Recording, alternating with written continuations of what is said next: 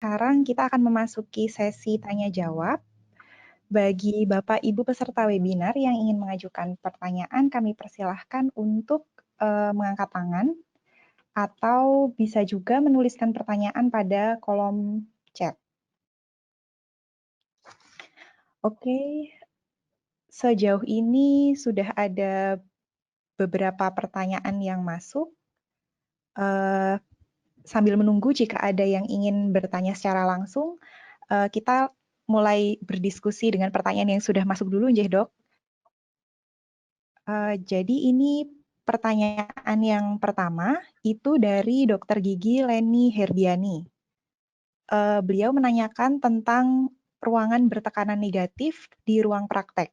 Bagaimana caranya bila ruangan praktek di ruangan tertutup ber-AC? Apakah tetap harus dibuat bertekanan negatif? Monggo kepada Dr. Yulita atau Dr. Tita, kami persilahkan. Ya, terima kasih kepada Dr. Leni. Ini memang isu mengenai ruangan bertekanan negatif saya kira juga membuat galau hampir seluruh sejawat gitu ya. Dan mungkin juga baru kali ini gitu ya, ada beberapa yang menang apa sih tekanan negatif positif. Jadi begini dokter, saya juga bukan seorang engineer gitu ya, karena kita berdasarkan regulasi saja, sehingga sebetulnya tidak ada, kalau saya tidak lengkap mohon maaf ya, karena basic saya adalah seorang dokter gigi begitu. Nanti moga-moga suatu saat Cochrane juga akan menyelenggarakan mengenai literatur review mengenai penyediaan fasilitas fisik gitu. Tetapi dari sependek pengetahuan saya, tidak ada hubungan antara penggunaan AC dan negative pressure. Prinsipnya negative pressure tersebut adalah bahwa area di dalam ruangan klinik itu tekanan udaranya itu lebih rendah dibandingkan dengan area di luar.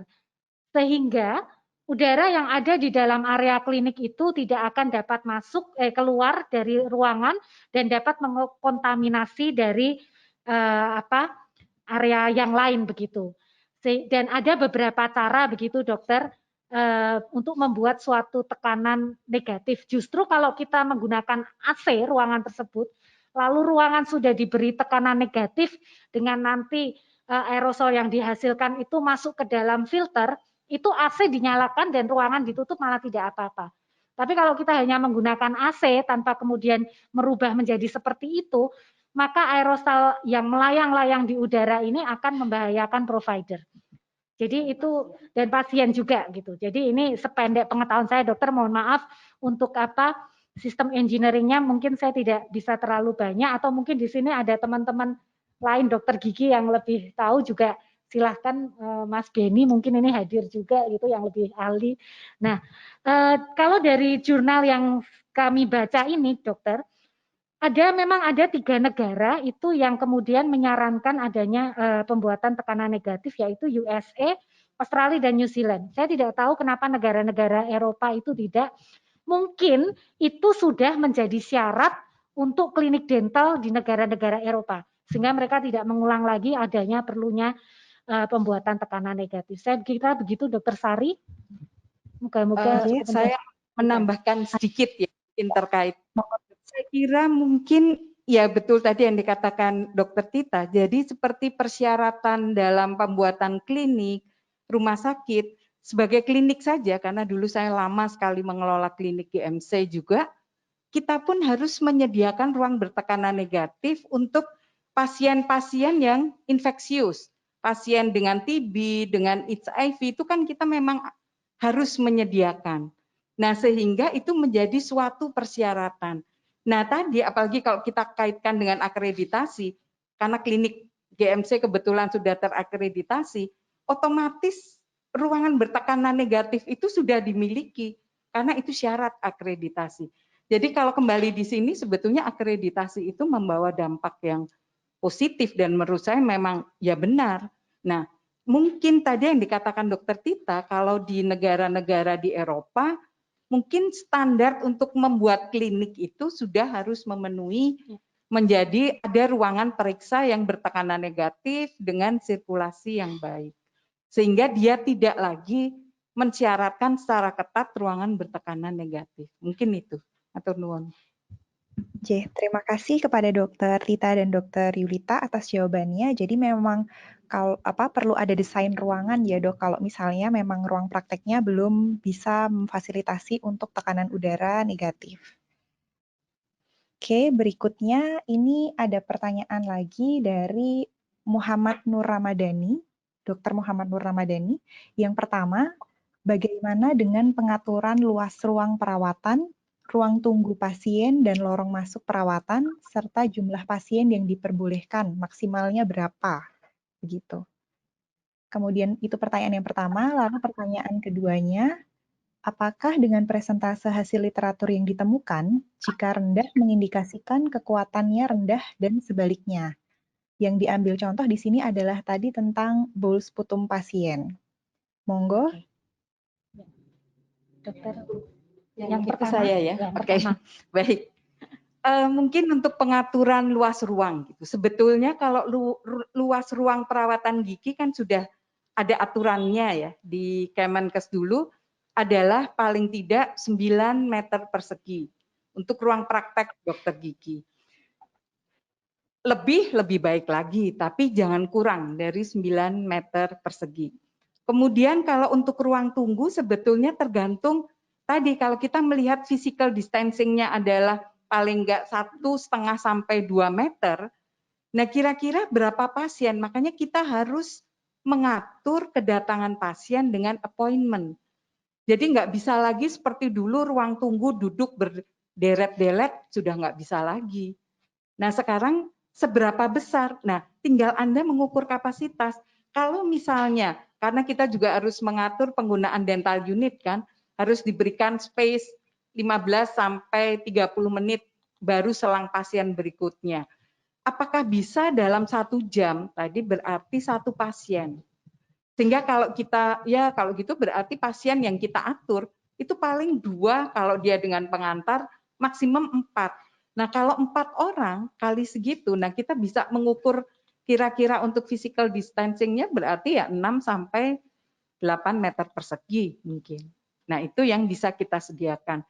Nah kalau lorong masuk perawatan, jadi ada suatu aturan bahwa jalan masuk pasien kalau bisa berbeda dengan jalan masuk dokter. Ini kalau di rumah sakit ya, kalau di ruang praktek tentunya nggak akan bisa, tapi kan tidak bersama-sama karena tadi ada potensi. Nah lorong ini seberapa lebar? Ya tadi dari physical distancing-nya itu bisa kita perkirakan jumlah alur pasien yang keluar masuk di jalan tersebut. Nah sehingga kalau kemungkinan ada masuk keluar, berarti paling tidak lebarnya 4 meter. Seperti itu dok. J, itu yang nomor 1, yang nomor 2 mungkin Bu Tita. Ya. Baik Dokter Nur Ramadhani ya. Saya akan menjawab pertanyaan kedua, apakah dengan persentase. Jadi begini dokter, literatur review ini tidak menunjukkan bahwa atau tidak bermaksud untuk membahas bahwa yang persentasenya lebih rendah itu berarti bisa kita abaikan seperti itu. Karena ini adalah mengkompilasi beberapa pedoman, 16 pedoman dari 17 pedoman dari 16 negara. Di mana tepat tadi sudah saya sebutkan bahwa pedoman ini belum ada evidence-nya, belum ada best practice-nya begitu. Sehingga memang kemudian setiap negara itu menyusun berdasarkan kondisi yang ada di negaranya dan juga ditentukan didasarkan oleh ketentuan-ketentuan protokol COVID-19 di negara masing-masing. Sebagai contoh, kalau tadi dokter menanyakan mengenai bowel untuk pembuangan, itu hanya ada 1 negara yang mencantumkan hal tersebut, yaitu India. Dan kita tetap bisa menggunakan itu, saya pikir, tetapi kemudian dengan maintenance atau proses disinfeksi, perhatian pada bagaimana kita membersihkan apabila bowel tersebut tetap kita gunakan. Kemudian ada saluran-saluran pembuangannya pun harus kita lakukan maintenance dengan pemberian disinfeksi. Contohnya adalah begini dok, seperti tadi dikaitkan dengan dokter Leni. Hanya 3 negara yang mensyaratkan adanya pembuatan ruangan bertekanan negatif. bukan berarti itu tidak harus kita lakukan, karena seperti saya ungkapkan bahwa saya pikir pembuatan ruangan bertekanan negatif adalah highly recommended untuk kita semua begitu ya, karena faktor risiko dan sebagainya. Nah, sehingga persentase ini tidak menunjukkan apakah itu memang kemudian lebih bisa diabaikan atau tidak, tetapi memang ini dari sini kita bisa menyesuaikan dengan kondisi kita masing-masing, bagaimana yang memang paling pas, paling proper, paling pas untuk kondisi dari kita dengan kondisi public health yang berbeda juga dengan negara-negara lain. Saya kira begitu. Baik, terima kasih atas jawaban dari Dr. Tita dan Dr. Yulita. Berikutnya, ini ada yang ingin bertanya langsung, Dok, atas nama Dr. Leli dan Dr. Miftah. Monggo kami persilahkan, atau bisa Dr. Miftah dulu ini tadi yang sudah siap. Baik, terima kasih. Assalamualaikum warahmatullahi wabarakatuh. Selamat siang. Salam sejahtera untuk kita semua. Terima kasih moderator waktu yang diberikan pada saya. Saya Dr. Gigi Miftah Triabadi dari Pontianak. Ya, selamat ketemu lagi Bu Yulita. Pertama ini menyangkut Dr. Tita tadi ya, yang berkaitan dengan review jurnal itu memang diakui bahwa ini belum berdasarkan satu evidence base ya. Kalau tidak salah tadi yang saya tangkap seperti itu. Nah, memang ada satu pertanyaan, mungkin kalau masalah pedomannya saya kira ada dan tidak ada COVID-19, tentu pedoman itu harus selalu ada untuk mengantisipasi infeksi silang, apalagi dengan adanya COVID-19 ya. Tapi pertanyaan yang menggelitik saya adalah mungkin agak jauh atau tidak langsung berkaitan dengan apa yang direview Dr. Tita tadi. Apakah ada data yang menyebutkan, katakanlah khusus Indonesia, bahwa seorang dokter yang positif COVID-19 itu kena karena dia melaksanakan tugasnya atau pada saat dia praktek di kliniknya. Artinya kalau misalnya kita bagi dia di praktek sendiri, individu, apakah ada data yang mendukung ke sana ya? Setahu saya kok sampai saat ini saya belum ada yang mengatakan bahwa dokter gigi itu positif kenanya karena dia pas melaksanakan tugas dan fungsinya atau pas dia menjalankan praktek. Nah, mungkin saya perlu penjelasan lebih lanjut atau diskusi lebih lanjut. Terus yang kedua tentu pertanyaan juga ketika rapid maupun PCR itu yang di swab ya, nah, mungkin swabnya ya, itu yang diambil adalah spuntum mukosa tenggorokan kalau tidak salah ya, tidak mukosa mulutnya atau salivanya. Itu satu pertanyaan juga. Ini berkaitan dengan seakan-akan kita ini kan risiko tinggi yang langsung berkaitan dengan pasien itu. Jadi itu. Kemudian yang Bu Yulita, saya kira saya sepakat bahwa ke depan teledentistry dan tadi perhitungan biaya yang kemudian muncul dengan adanya panduan adanya protokol yang sedemikian ketat lah, itu memerlukan kos yang juga tinggi sekali. Saya kalau yang praktek pribadi itu, nah itu mungkin jadi pertanyaan besar itu. Tadi seperti yang Bu Yulita sampaikan bahwa kosnya menjadi tinggi, tentu inilah. Ini siapa yang harus menanggung? Itu sebuah pertanyaan yang saya kira juga sama seperti apa yang kita rasakan lah ya kalau itu praktek pribadi. Kalau rumah sakit poli mungkin itu masih bisa lah ada subsidi lah. Saya kira itu dulu poin pentingnya moderator, dan terima kasih. Salam untuk semuanya. Assalamualaikum warahmatullahi wabarakatuh.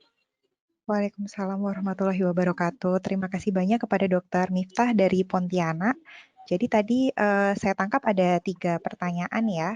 Untuk yang pertama dulu, apakah sejauh ini sudah ada laporan dokter gigi yang positif terpapar COVID virus kemudian karena bertugas di klinik? Kemudian yang kedua tentang rapid test maupun PCR, itu tadi kaitannya mungkin dengan bagaimana kok terus akhirnya dokter gigi menjadi profesi yang paling mungkin tertular virus COVID. Lalu yang ketiga terkait teledentistry, yaitu teledentistry memang sesuatu yang perlu dikembangkan, dan berikutnya pertanyaannya juga tentang biaya yang muncul dari modifikasi-modifikasi yang dilakukan pada praktek kedokteran gigi ini kemudian nanti akan dibebankan kepada siapa. Ya, karena ada cukup banyak pertanyaan, kita mulai yang pertama dulu kepada Dokter Tita. Jadi bagaimana Dok, apakah kira-kira sudah ada datanya bahwa ada dokter gigi di Indonesia yang positif terpapar penyakit ini karena melakukan praktek sehari-hari? Oke. Terima kasih Dokter Tri Abadi, jauh-jauh dari Pontianak, maksudnya jauhnya dari Jogja gitu ya Dok ya. Begini Dokter, untuk mengenai, nanti mungkin Dokter Julita bisa menambahkan karena beliau mengetahui banyak mengenai data-data tersebut begitu ya. Kalau sepanjang yang saya baca begitu belum ada memang yang secara saintifik itu ada pelaporan bahwa apakah seorang dokter gigi itu ketika kemudian COVID-19 itu karena dalam rangka pelaksanaan tugasnya. Artinya yang dilaporkan secara resmi dalam suatu jurnal saintifik begitu ya Dok. Saya belum menemukan memang. Nah itu memang justru kemudian saya pikir menjadi sesuatu yang juga menarik dan challenging untuk teman-teman peneliti mengenai hal itu begitu. Nah yang kedua itu mengenai tadi saya agak rapid dan swab itu ya Dok ya.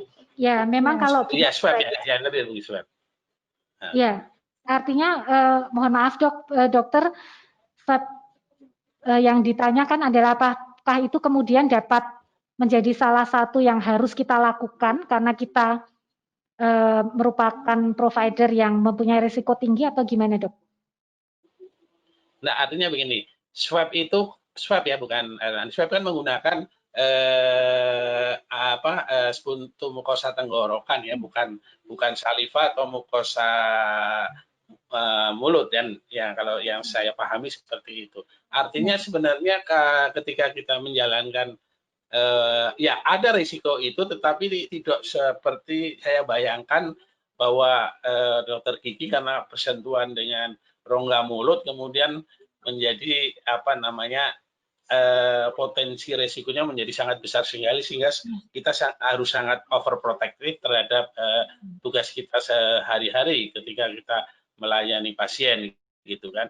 Saya ada pertanyaan yang menggelitik buat saya, kenapa kok swab-nya itu mengambilnya dari tenggorokan tidak mukosa atau saliva gitu. Baik Dok, ya cukup jelas. Terima kasih atas penjelasannya. Betul sekali Dok bahwa kita itu memang posisinya dan juga menurut jurnal ini bahwa bahkan semua negara itu ya di seluruh dunia ini mungkin ya yang di sini di-report adalah di benua Amerika, Australia, New Zealand dan Eropa begitu, bahwa semua itu kan menutup layanannya, hanya layanan emergensi. Artinya memang ini jelas bahwa adanya keterlibatan saliva, kemudian kadang-kadang ada darah, ada gingival clavicular fluid, semuanya itu kan merupakan droplet yang kita ketahui menjadi transmisi utama. Nah, yang menarik adalah swab-nya itu tadi Dok. Saya beberapa saat yang lalu kebetulan mengikuti suatu webinar, kalau tidak salah juga dari beberapa saintis di seluruh dunia. Ada satu perkembangan bahwa beberapa peneliti itu melakukan penelitian bahwa uji PCR untuk virus SARS-CoV-2 ini dicoba kemudian melalui saliva begitu Dok. Sehingga dengan adanya progres penelitian seperti itu ya berarti jelas kan semakin mengindikasi bahwa saliva itu memang ya sesuatu yang serius sehingga memang harus kita betul-betul cermati. Ya, saya kira begitu Dokter Yulita, monggo kalau. Terima kasih. Apa kabar Dokter Iva? Ya. Alhamdulillah Mbak. Baik. Jadi memang ya tadi saya menggarisbawahi yang terakhir tadi memang sekarang lagi dikembangkan swab test yang menggunakan mukosa mulut. Namun sebelum ya karena ini masih tahap penelitian kita juga belum mengetahui lah, mungkin ke depan seperti itu. Nah, untuk ada dua tadi yang saya ingin tanggapi adalah masalah pembiayaan ya. Ya, kita bayangkan misalnya, ya ini aja saya menghitung untuk unit cost rata-rata penggunaan APD di rumah sakit. Karena satu APD yang tadi dengan level 3 itu bisa menghabiskan antara 200-300 ribu. Karena kalau kita menggunakan N95, itu maskernya aja saat ini 150 ribu. Belum lagi baju hazmat, belum lagi yang lain-lain. Nah, dengan cost seperti itu, rumah sakit mungkin akan lebih efisien karena pasien lebih banyak.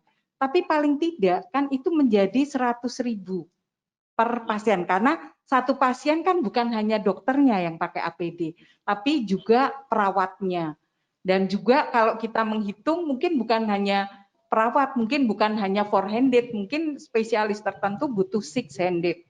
Ada 2 orang perawat yang harus membantu dokternya. Nah, kalau tarif gigi dinaikkan 100 ribu saja, pasien ini kalau di tempat kami ya dok, di Jogja di Rumah Sakit Gigi Mulut, sudah komplain, kok mahal sekali gitu. Nah, itu menjadikan mereka tidak jadi. Jadi kalau menurut saya, memang ke depan biaya pelayanan gigi ini akan sangat mahal. Nggak akan ada yang lagi bisa menekan harganya murah dan akhirnya banyak orang yang nggak mampu gitu, nggak mampu mengeluarkan uang sendiri. Adalah masyarakat yang kaya dia akan membayar, tapi masyarakat kebanyakan apalagi masyarakat bawah dia nggak akan mampu kecuali dia menggunakan kartu JKN-nya, karena dengan JKN dia kan bisa pergi ke praktek dokter gigi pribadi juga atau ke klinik-klinik swasta. Nah, yang saat ini jadi pertimbangan dan juga sudah diperbincangkan berapa unit cost-nya. Apakah kalau sekarang dengan kapitasi Rp2.000 per orang per bulan, jelas nggak nutup gitu. Nah, ini juga sedang didiskusikan. Jadi ke depan kelihatannya orang akan lebih menggunakan fasilitas JKN-nya untuk pergi ke dokter gigi atau ke rumah sakit atau ke klinik swasta. Kecuali memang orang-orang yang mampu, dia akan langsung datang ke praktek swasta. Karena tidak bisa kita hindarkan. Dan cost ini bukan hanya APD kan, tadi pasien harus berkumur. Jadi kita harus ada lagi cost untuk menyediakan obat kumurnya, untuk disinfeksi, untuk yang lain-lain menggunakan untuk hand hygiene dan sebagainya, untuk pembersihan lantai dan sebagainya, itu semua costly. Nah, ini yang harus kita pikirkan. Jadi untuk pembiayaan pelayanan kesehatan gigi, kalau dalam bayangan saya, ya besok akan banyak lari ke JKN. Tinggal bagaimana kita memperjuangkan pembiayaan gigi di dalam JKN ini lebih fair, gitu, lebih sesuai dengan keekonomian. Jadi nggak seperti sekarang. Kemudian yang kedua mengenai teledentistry. Saya kira kalau sekarang kita sudah mengenal Halodoc itu sudah mulai membudaya juga di masyarakat kita. Nah, tapi mungkin teledentistry ini mempunyai satu ciri. Cirinya adalah mungkin pasien itu seperti harus melakukan foto panoramik dulu. Nah, kemudian itu akan dikirim by email atau dengan model online dikirim ke dokternya sebelum dia konsultasi langsung gitu. Karena bagi kita dokter gigi kan beda dengan dokter umum ya. Kalau tidak melihat bagaimana kondisi gigi, kita juga akan sulit. Nah, jadi tapi ke depan saya yakin ini bisa kita kembangkan untuk teledentistry ini. Jadi, mungkin seperti itu, Mbak Sari. Ya, terima kasih dok. Bagaimana kepada Dokter Miftah, apakah masih ada yang kurang jelas atau masih ada yang mau ditanyakan lagi? Cukup. Oke. Ya, terima kasih banyak dokter. Berikutnya karena tadi Dokter Lely tidak jadi mengajukan pertanyaan, maka kita akan kembali ke pertanyaan yang sudah dikirimkan melalui chat, yaitu pertanyaan dari Dokter Aryan Dentia. Mohon izin bertanya, apakah kedua buku pedoman sudah dapat diunduh secara bebas? Mungkin ini maksudnya tadi buku pedoman yang dari PDGI dan juga ARS GMPI. Jika iya, di mana bisa diunduh? Terima kasih. Monggo Dokter Yulita mungkin ya yang lebih tahu tentang hal ini. Jadi saat ini setahu saya kalau yang RSGMPI memang sedang dalam persiapan untuk mencari ISBN. Saya mendengar juga yang buku pedoman dari PDGI juga sedang mengurus ISBN-nya. Jadi mungkin dalam waktu 2-3 minggu ke depan harapannya buku atau ya awal Juli paling lambat mungkin buku itu sudah bisa diunduh secara bebas. Tentunya nanti kita akan sebarluaskan juga buku pedoman yang RSGMPI maupun saya yakin dari PDGI juga akan menyebarluaskan. Ya. Jadi nantinya akan secara free bisa diunduh gitu. Matur nuwun Mbak Ros. Mbak Sari. Terima kasih dokter. Jadi nanti ini sedang menunggu proses pengurusan ISBN. Jadi nanti ketika sudah siap maka akan bisa diunduh dan diakses oleh semuanya. Berikutnya pertanyaan lanjutannya dari Dr. Handoyo. Sejak 1 Juli 2020 yang akan datang, bagaimana protap Poli Rumah Sakit Gigi dan Mulut UGM? Protapnya seperti apa? Kurang lebih seperti itu. Jadi monggo kepada Dr. Yulita dan Dr. Tita sebagai Direktur dan Wakil Direktur RSGM UGM kami persilahkan. Baik, terima kasih Dr. Handoyo. Jadi kita RSGM UGM tentunya kita juga harus mengacu karena sebetulnya rumah sakit itu ada 2 hal prinsip yang harus kita penuhi, yaitu patient safety, itu adalah nggak bisa ditawar. Kedua juga provider safety. Jadi dua-duanya ini menjadi tanggung jawab rumah sakit. Karena banyak regulasi yang mengatur dan itu adalah tanggung jawab rumah sakit. Makanya rumah sakit gigi mulut ini harus mempunyai protap-protap yang menjamin kedua hal ini. Makanya tadi ada dengan adanya buku pedoman RSGMPI, kita tentunya harus mengacu. Dan di dalam protap RSGMPI, 2 hal itu sudah menjadi satu prinsip utama di dalam pembuatan standar protap. Jadi misalnya tadi kebetulan ini inline dengan kebijakannya Rektor UGM ya, bahwa setiap nanti provider yang masuk ke RSGM, kalau kita sekarang staf dan dokter RSGM kita sudah dites untuk ya kita memang idealnya adalah PCR. Kalau rapid test ini hanya screening awal. Nah nanti kalau rapid test hasilnya reaktif tentunya harus dikonfirmasi dengan tes PCR. Nah nanti semua provider termasuk peserta didik termasuk residen ini juga harus menunjukkan hasil tes itu sebelum mereka bekerja. Dan protapnya ya tadi ya ketat, kalau dikatakan seberapa ketat ya kalau kita membaca pada pedoman RSGMPI itu sangat ketat. Semuanya APD level 3 yang digunakan dalam penanganan kasus pasien. Dan hal ini juga mengakibatkan dalam sistem pendidikan kapasitas RSGM ini akan turun drastis.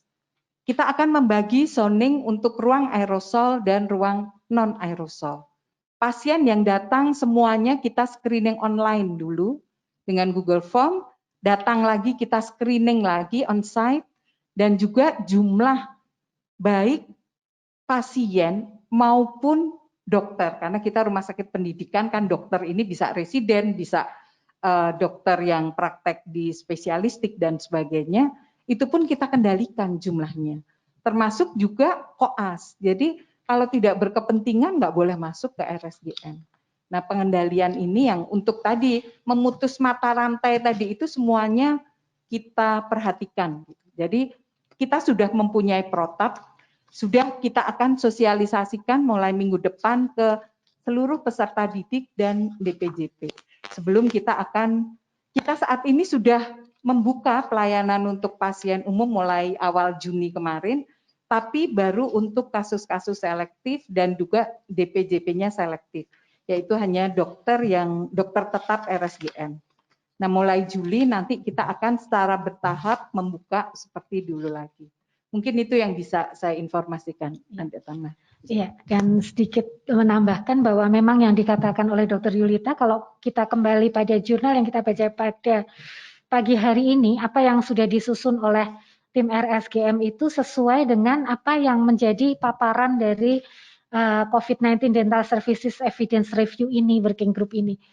Dan kalau kita baca di jurnalnya, Bapak Ibu dapat akses dari tautan yang sudah diinformasikan melalui WhatsApp itu bahwa memang kemudian kelompok working group ini berasal dari universitas-universitas yang artinya mereka juga mempunyai suatu klinik-klinik pendidikan untuk dentistry. Sehingga ya terima kasih bahwa kita juga bersyukur bahwa ternyata setelah kita melakukan review ini apa yang kita susun itu memang inline dengan, dan ini memang sudah ada publikasi saintifiknya, begitu saya kira. Baik, terima kasih Dokter Yulita dan Dokter Tita. Berikutnya ini ada penanya yang ingin bertanya langsung atas nama Dokter Yuli Puspaningrum. Monggo silahkan dinyalakan dulu mikrofonnya. Ya, selamat siang dokter sekalian. Selamat siang, Halo. Dok. Ya. Selamat siang Dokter Tita, selamat siang Dokter Yulita. Izin bertanya Dok, apakah ada istilahnya pembatasan waktu ataupun tindakan aerosol yang dapat dilakukan selama masa pandemi ini ya Dok ya? Terima kasih sebelumnya. Waktu perawatan gitu ya? Iya, waktu perawatan dokter. Halo Dokter Yuli, saya teman seangkatan mengenai spesialis dengan Dokter Yuli, Dokter Yulita. Ya, teman seangkatan. Halo Dokter Tita. Tapi nanti Dokter Yulita juga kemudian bisa ditambahkan begitu. Kalau dari kita mereview, melihat dari jurnal ini tidak ada sesuatu yang spesifik, tetapi saya kira kemarin Dokter Yulita dan juga dari tim pelayanan itu ada pembatasan ya dokter, jadi perawatannya tidak terlalu panjang, mungkin sekitar 30 menit atau berapa Maris? Maksimum 1 jam untuk tindakan aerosol tersebut. Ya seperti saya paham bahwa Dokter Yuli bertanya karena kalau kita mulai dengan PSA dan sebagainya itu bisa panjang gitu waktunya. Tapi kemarin kemudian dari memang dibatasi. Coba nanti mungkin Dokter Yuli bisa menambahkan dan saya bisa coba cari detail di jurnalnya kalau ada. Baik, terima kasih Dokter Yuli. Jadi memang ada satu prinsip di dalam pengelolaan praktek manajemen perawatan di masa COVID ini adalah kita menggunakan waktu seminim mungkin gitu ya. Artinya makanya kita harus mempersiapkan segala sesuatunya di awal sehingga pasien ini tidak terlalu lama karena tadi potensinya juga akan semakin besar. Sehingga kalau pasien sudah mendaftar terlebih dahulu, dokter ini kan sudah punya gambaran.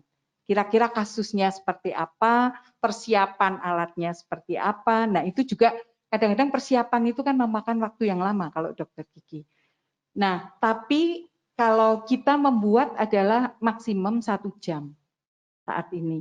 Tapi yang lebih penting adalah sebetulnya bukan waktunya kalau saya ya, lebih pada kesiapan ruangannya sendiri.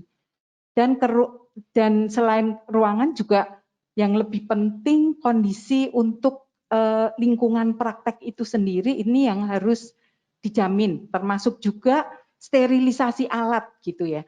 Jadi mohon maaf kalau saat ini banyak dokter-dokter yang praktek mandiri mungkin sterilisasinya belum, ya tentunya akan berbeda lah dengan sterilisasi di rumah sakit begitu karena nah ini yang menurut saya juga agak berbahaya. Sehingga saya baru memikirkan juga apakah mungkin sterilisasi di rumah sakit yang sudah menggunakan high standard itu dan juga protokol yang sangat ketat ini juga bisa supaya kita membantu teman-teman dokter praktek swasta itu untuk mensterilkan alatnya di tempat kita. Jadi tapi memang ada praktek-praktek pribadi yang sudah mempunyai alat sterilisasi yang bagus lah. Tapi saya melihat juga masih ada yang masih sederhana untuk cara sterilisasinya. Mungkin itu yang bisa saya tambahkan. Matur nuwun. Iya, dan kalau dari jurnal ini memang tidak ada dokter yang secara spesifik melakukan pembatasan di negara manapun bahwa maksimal sekian, tetapi memang betul Dokter Yulita bahwa yang paling utama adalah bagaimana minimalisasi resikonya. Di sini tidak saya temukan adanya pembatasan dari segi waktu, justru yang dibatasi diatur adalah jeda antar pasien itu untuk pembersihan atau purifier dari ruangan, pembersihan service dan sebagainya. Saya kira begitu. Kepada Dokter Yuli, apakah masih ada yang ingin ditanyakan lagi? Ya, terima kasih untuk penjelasannya, sudah cukup dokter. Baik, terima kasih dok. Lalu ini masih ada cukup banyak pertanyaan dok. Jadi pertanyaan berikutnya langsung saya bacakan ya dok. Ini dari Osa Hafiyah, mohon izin bertanya, apakah sudah ada proteksi khusus untuk pasien, terutama untuk pasien-pasien yang akan menjalani tindakan yang nantinya akan memunculkan aerosol itu sendiri? Dan untuk teledentistry sendiri, apakah sudah ada regulasi untuk pelaksanaannya? Silahkan, dokter. Iya, jadi terima kasih Dokter Osa. Jadi sebetulnya perlindungan pasien, nah inilah sebetulnya. Kita provider, dokter gigi menggunakan APD level 3, ya kan? Tapi pasien yang datang ke dokter gigi ini sebetulnya kan juga waktu periksa bahkan masker ya harus dibuka, ya kan? Karena memang dokter harus memeriksa. Jadi sebetulnya pasien itu dalam kondisi tidak terlindungi. Makanya untuk melindungi pasien, salah satunya adalah kita meyakinkan prosedur perawatannya itu benar-benar aman. Termasuk pas dokternya sendiri itu sudah jelas bukan pasien, bukan suspek COVID gitu. Nah ini adalah salah satu prosedur. Jadi untuk pasien memang datang ke rumah sakit gigi mulut ataupun ke praktek dokter gigi ini sebetulnya juga berisiko. Jadi kalau menurut saya mungkin masih dalam waktu 6 bulan ke depan ini masih banyak pasien yang takut datang ke dokter gigi kecuali dia memang ada satu kebutuhan yang mendesak gitu. Entah karena emergensi, entah karena dia harus kontrol, karena mungkin menggunakan alat orto atau pasca bedah dan sebagainya. Nah ini yang kita juga harus melindungi pasien tadi, caranya adalah dengan menerapkan protokol-protokol tadi, seperti yang sudah dijelaskan banyak. Jadi bagaimana ruang tunggunya, bagaimana ruang prakteknya, harus selang 30 menit, dental unitnya harus ini, dan sebagainya. Nah, regulasi untuk teledentistry ini memang belum ada yang khusus. Yang ada, yang sudah ada Permenkesnya adalah telemedicine.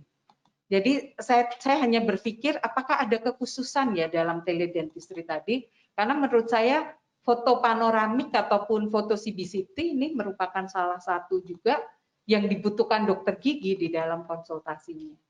Nah ini mungkin yang bisa ditambahkan atau nanti mungkin ada regulasi ya lebih lanjut mengenai teledentistry. Jadi kalau sekarang yang khusus mengenai teledentistry belum ada, yang ada adalah telemedicine. J, matur nuwun. Baik, kepada Dokter Tita, apakah ada tambahan? Tidak, sudah sangat jelas dari Dr. Yulita. Ya. Ya, terima kasih. Dok, sebenarnya menyambung sedikit ke untuk pasien tadi kan memang proteksinya berasal dari kita memastikan bahwa prosedurnya dipastikan untuk tidak menularkan virus tersebut. Tetapi perlu tidak misalnya ada tambahan konsen ke pasien terkait kemungkinan adanya risiko untuk tertular ketika pasien itu memeriksakan diri di praktek dokter gigi? Ya, saya katakan tadi ada risiko itu karena mungkin waktu dia menunggu di ruang tunggu, gitu kan? Jangan-jangan yang salah satu bukan dari dokternya, tapi dari sesama pasien di ruang tunggu.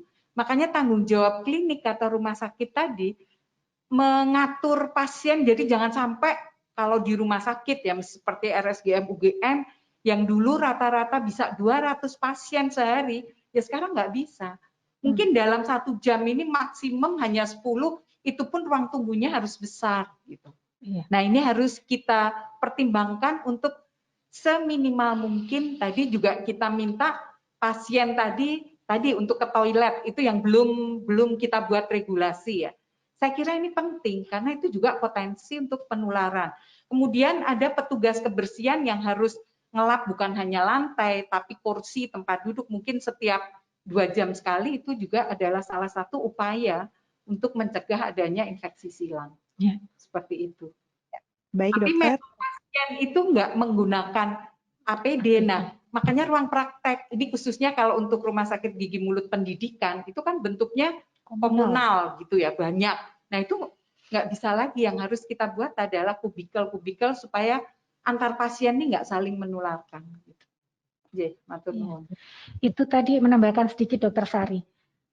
Itu tadi kalau yang ditanyakan mengenai konsen itu ini dari beberapa negara memang mengeluarkan dan masuk dalam kategori patient advice begitu.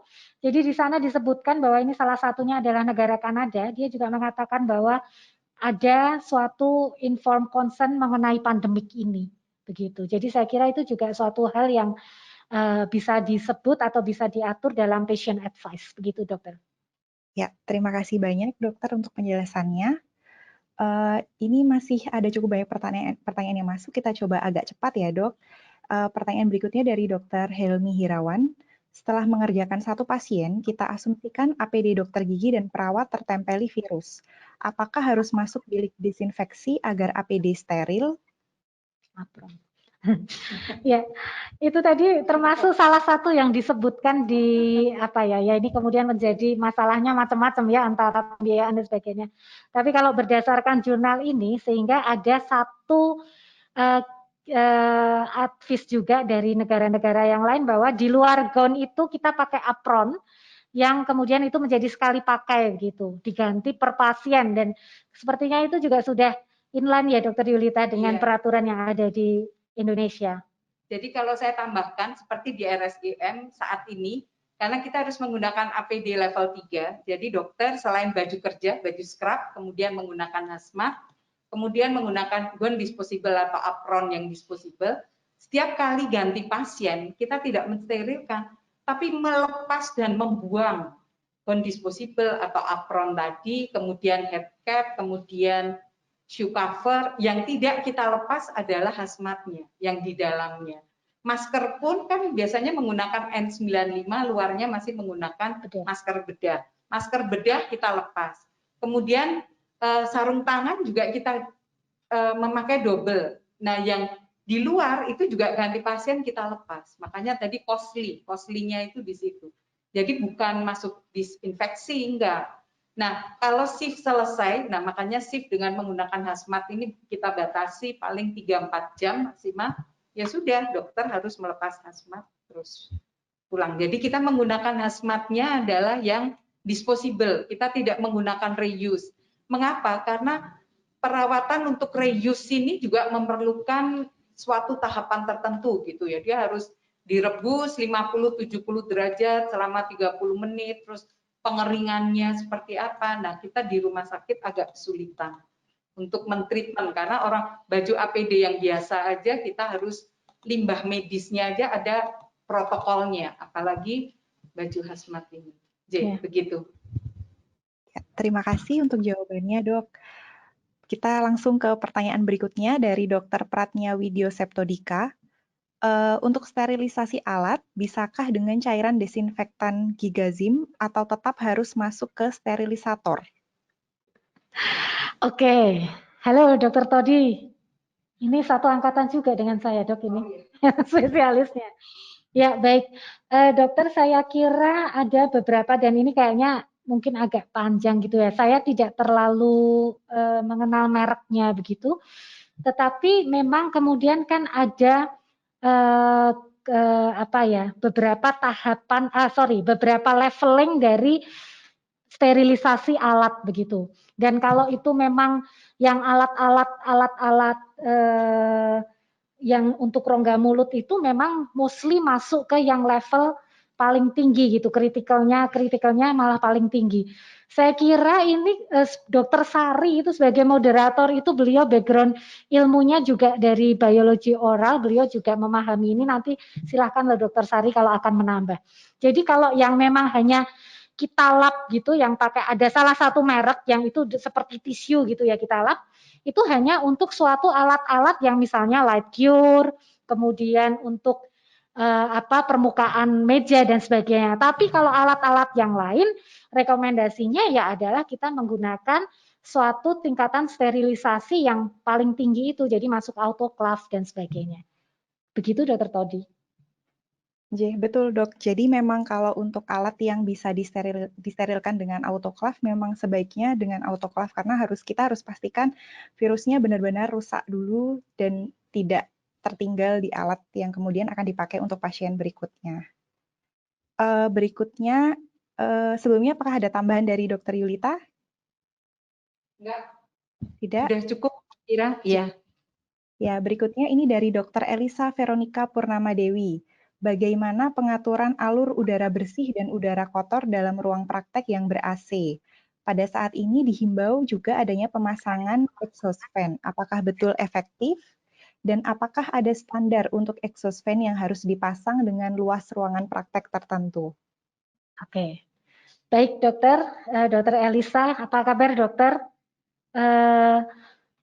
Untuk ini hampir sama ya dengan pertanyaan dari dokter Leni atau dokter Leli tadi ya, bahwa ya kalau untuk detailnya dokter nanti bisa membaca panduan yang tadi disebutkan oleh dokter Julita. Tetapi kemudian memang yang paling penting di dalam pengaturan atau rekondisi dari ruangan klinik kita memang harus ada pengaturan udara bersih dan udara kotor. Nah, exhaust fan betul itu kita pasang dengan ada suatu aturan tertentu, yaitu sekitar 10 sampai 15 cm dari lantai, dan itu juga peletakannya pun disesuaikan dengan kondisi ruang praktek kita, karena itu sangat individual dan customized gitu. Ada yang misalnya jendelanya di sebelah mana, AC-nya di sebelah mana, posisi dental unitnya di sebelah mana, maka itu exhaust fan harus disesuaikan gitu.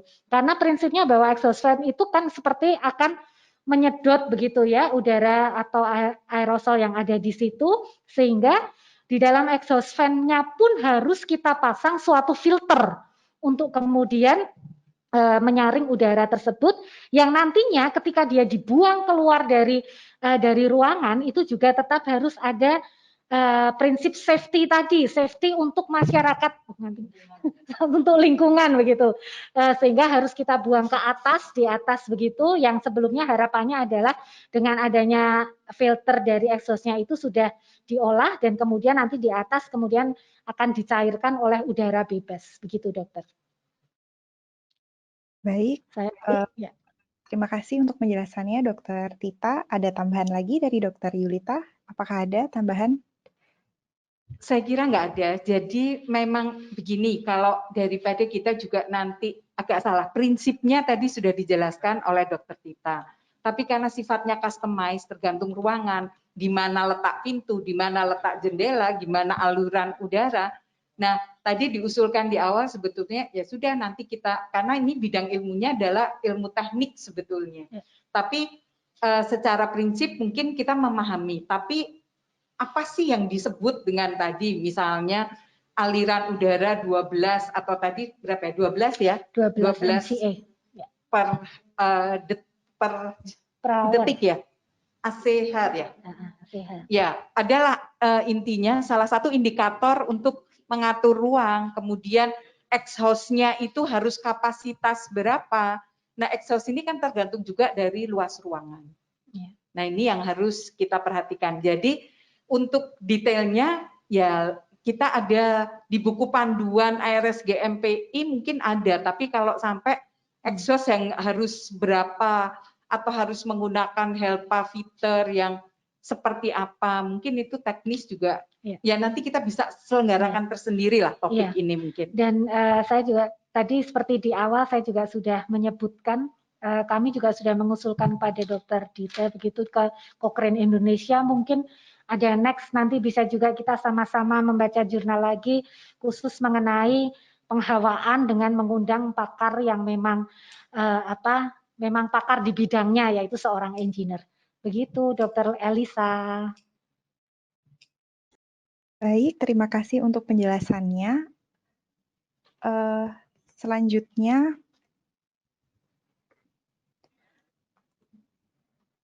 untuk pertanyaan berikutnya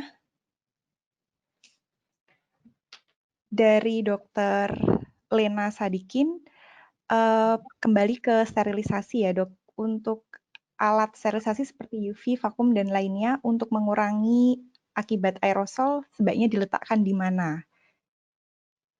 Apakah mungkin maksudnya mungkin sama ini di dalam ruang praktek, apakah itu perlu dikeluarkan atau bagaimana? Alat sterilisasi ruang gitu ya Dokter Lena maksudnya? UV ya. UV, oke. Kalau UV itu kan untuk mensterilkan ruang, sehingga itu kan dimasukkan ini kalau memang setelah selesai perawatan gitu kan ya, setelah ada sesi begitu kemudian UV dimasukkan untuk kemudian mensterilkan ruang selama 2 jam ya Dokter Yulita ya, nanti ditarik keluar lagi. Kemudian untuk vakum, nah ini kan berbeda lagi. Kalau vakum itu kan memang untuk menyedot aerosolnya. Dan di dalam kalau yang vakum eksternal itu di dalamnya berarti juga sudah ada filternya, bisa berupa UV, bisa dengan HEPA, kemudian ozonizer atau plasma begitu ya, itu sudah disaring di situ. Tetapi seperti yang tadi dipresentasikan bahwa prinsip adalah bahwa alat-alat semua permukaan yang ada di dalam ruang klinik itu setelah selesai sesi ya harus didisinfeksi. Begitu, Dok. Baik, terima kasih untuk jawabannya. Ini agak dipercepat lagi ya Dok, karena waktunya tinggal 9 menit lagi. Ini saya gabung ya pertanyaan dari Dr. Pervita Feni dan Dr. Mahfuzi El Haris terkait kapitasi BPJS yang 2000. Itu tentunya tidak proporsional. Apakah ke depannya akan ada perubahan terkait kebijakan tersebut? Dan juga jika kapitasinya tetap 2000, apakah benefit package-nya akan dipersempit? Kira-kira bagaimana? Iya, baik. Terima kasih Dr. Pervita Feni. Tentunya kapitasi itu basisnya adalah pada unit cost. Karena kapitasi itu rumusnya kan dari rasio utilisasi dikalikan dengan unit cost. Nah, sementara ini rasio utilisasi untuk pelayanan gigi itu kan hanya 1-2% ya. Jadi sangat kecil, sehingga 2000 itu kan bukan 2000 per kunjungan, tapi itu setara dengan sekitar 125 ribuan lah ya saat ini dengan rasio utilisasi 1, sekian persen. Nah, ke depan tentunya nggak akan segitu lagi karena unit cost segitu nggak cukup untuk beli APD aja kan nggak cukup. Jadi saya yakin ke depan akan ada perubahan. Apalagi dikaitkan dengan pembayaran premi, ini kan sudah dikembalikan, preminya sudah naik lagi 2 kali lipat. Nah, mungkin kapitasinya juga harusnya berubah. Tapi utilisasinya turun enggak? Nah, ini yang harus kita lihat juga kan nantinya. Tapi saya yakin akan ada revisi kebijakan kapitasi gigi, entah pada benefitnya atau tapi ya nggak mungkin ya. Gigi langsung ditarik ke rumah sakit semua gitu. Mungkin kalau duitnya nggak cukup, saya belum tahu kebijakannya seperti apa. Tapi pasti karena ada kenaikan atau perubahan unit cost yang signifikan, kapitasi harusnya nggak tetap 2.000 per orang per bulan. Makasih. Ya, terima kasih untuk penjelasannya, Dr. Yulita. Berikutnya, cepat saja, ini pertanyaan dari Dr. Gigi Pinky Krisna Arindra. Bagaimana dengan review terkait ruang bertekanan positif seperti ruang IBS? Apakah ruangan bertekanan positif tidak bisa lagi digunakan di era ini? Ya, oke. Terima kasih Dr. Pinky. Saya kira kalau bertekanan positif itu memang syarat suatu OK ya Dok ya. Nanti juga koreksi silahkan kalau ini dan di mana-mana maksudnya ruang OK di rumah sakit umum pun kan juga tetap sama begitu. Dan kebetulan kalau kita kembali pada jurnal ini memang tidak mereview untuk sampai ke ruangan OK Dok. Jadi mohon maaf nanti mungkin kita bisa sama-sama cari kalau mengenai itu bagaimana. Kalau ini untuk review jurnal ini lebih banyak membahas pada ruangan dental klinik yang tidak sampai pada instalasi bedah sentral. Nanti kita cari sama-sama aja gimana Dok? Ya mungkin sedikit menambahkan, kalau dengan tekanan positif itu kan artinya justru udara luar itu jangan sampai masuk gitu ya. Kalau tekanan negatif itu justru supaya terjadi aliran yang di dalam itu dikeluarkan gitu. Jadi ada sirkulasi. Nah, ini memang prinsip yang berbeda antara di OK tentunya untuk mencegah juga salah satunya nosocomial infection. Nah, memang kita sekarang juga sedang mencari referensi. Nah, kalau seperti itu apakah tekanan positif saja? Tapi sebetulnya untuk tekanan positif saat ini kan kita juga sudah menggunakan HEPA filter ya kalau untuk ruangan. Nah, itu mungkin tapi teknis seperti apa, tapi intinya itu tidak bisa digunakan karena itu tekanan positif. Terima kasih. Ya. Baik, berikutnya ini dari Dr. Gigi Mayangsari Sunardi Putri. Mungkin bisa cepat saja nanti dijelaskan untuk penyelenggaraan pendidikan koas dan residen di rumah sakit, kira-kira strategi pemeriksaan kesehatan secara berkalanya bagaimana? Jadi mungkin ini maksudnya untuk residen dan koasnya ya Dok, mungkin apakah ada pemeriksaan kesehatan bagi peserta didik tersebut? tadi juga salah satunya di dalam slide saya juga mempertanyakan. Sebetulnya dari review ini juga belum menjawab. Screening test tadi baik rapid test maupun PCR ini harus diadakan berapa tadi? Apakah 2 minggu sekali atau sebulan sekali atau seminggu sekali? Nah ini kan juga belum. Kita juga sedang mencari referensi. Tapi intinya kan memang mereka yang bekerja di rumah sakit ini sangat berpotensi untuk tertular. Jadi kita sudah membantu dengan screening. Tapi juga kalau dipikir sebetulnya bukan hanya dokter gigi, tapi siapapun kalau kita masih beraktivitas di luar, pasti akan berpotensi untuk tertular. Makanya untuk kemarin juga ada pertanyaan waktu saya jadi pembicara di situ, kalau orang yang punya aktivitas memang dia harus sering pergi gitu ya, karena kan mungkin aja salah satu pejabat daerah harus sering ke Jakarta, ya mau tidak mau setiap kali untungnya sekarang sudah ada rapid test di bandara. Setiap kali aktivitas itu dia melakukan rapid test gitu. Ya, tapi untuk koas atau residen ini kan juga sebetulnya karena mereka aktivitasnya tidak hanya di rumah sakit, tapi sehari-harinya bagaimana. Nah, ini yang kita juga belum mendapatkan jawaban apakah tadi sebulan sekali atau 2 minggu sekali sebaiknya dilakukan rapid test. Makasih. Terima kasih dokter untuk penjelasannya. Ini mungkin masih ada beberapa pertanyaan lagi, tapi ini saya bacakan dulu satu lagi dari Dr. Dewi Ovianti. Jadi tempat beliau bekerja ini memiliki jendela berjumlah 8 buah dan cukup besar. Menurut beliau, sirkulasi udaranya sudah cukup baik. Dengan adanya jendela seperti itu, apakah beliau masih harus tetap memasang exhaust fan dan HEPA filter?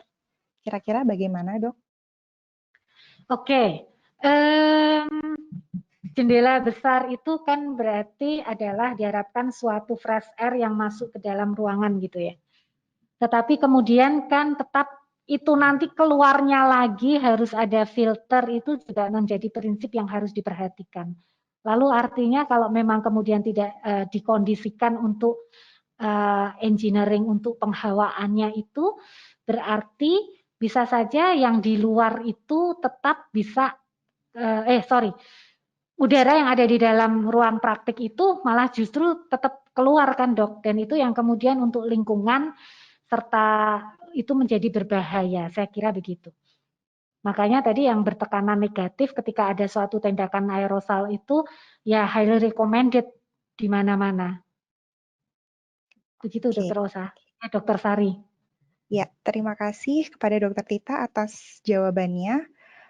Ini karena waktunya sudah pukul 12, sebenarnya masih ada beberapa pertanyaan.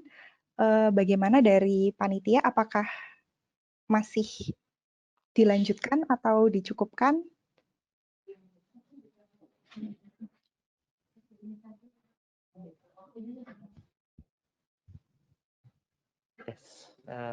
Selamat siang, Dokter Sari, Nyun Sewu. Saya Diki dari Indonesia. Jadi, mungkin karena pertimbangan waktu, sekarang sudah masuk ke pukul 12.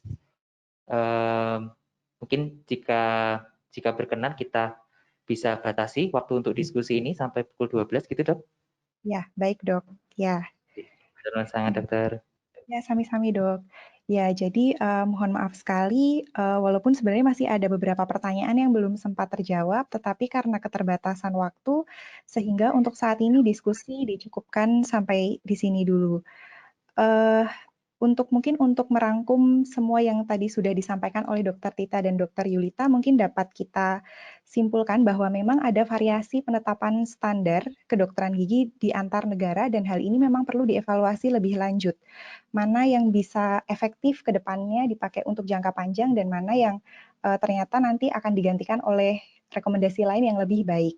Tetapi memang seperti yang disampaikan oleh Dr. Yulita tadi, hal utama yang diperlukan dalam kondisi ini itu bukan senjata baru yang canggih atau mahal, melainkan disiplin kita untuk beradaptasi dan menerapkan perilaku protokol baru agar keselamatan pasien dan operator tenaga kesehatan kedokteran gigi ini dapat terjaga. Terima kasih banyak kepada Bapak Ibu peserta webinar atas antusiasmenya dalam mengikuti acara pagi ini. Terima kasih juga saya sampaikan kepada Dr. Tita dan Dr. Yulita sebagai presenter dan pembahas, dan juga kepada tim Cochrane Indonesia atas terselenggaranya acara ini. Semoga kegiatan ini bisa membawa manfaat bagi semuanya. Saya rasa demikian dari saya cukupkan. Selamat siang. Wassalamualaikum warahmatullahi wabarakatuh.